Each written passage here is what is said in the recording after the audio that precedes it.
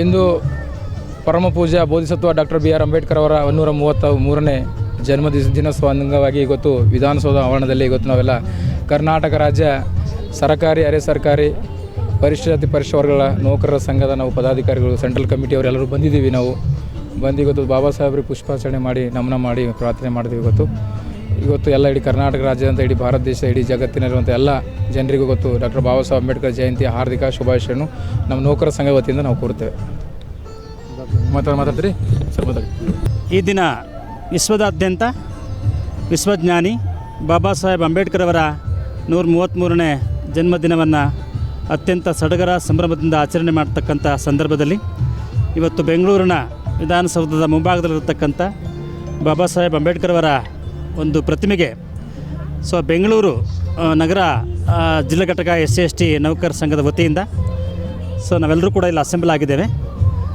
ಮತ್ತೊಮ್ಮೆ ಎಲ್ಲರಿಗೂ ಕೂಡ ಭೀಮ ನಮಸ್ಕಾರಗಳನ್ನು ಮತ್ತು ಜೈ ಭೀಮ್ ಜಯಂತಿಯ ಶುಭಾಶಯಗಳನ್ನು ತಿಳಿಸ್ತೇನೆ. ನಮಸ್ಕಾರ. ಜೈ ಭೀಮ್ ನಮಸ್ಕಾರಗಳು. ಇವತ್ತು ಕರ್ನಾಟಕ ರಾಜ್ಯ, ಭಾರತ ದೇಶ, ಇಡೀ ವಿಶ್ವವೇ ಬಾಬಾ ಸಾಹೇಬ್ ಅಂಬೇಡ್ಕರ್ ವಿಶ್ವಜ್ಞಾನಿ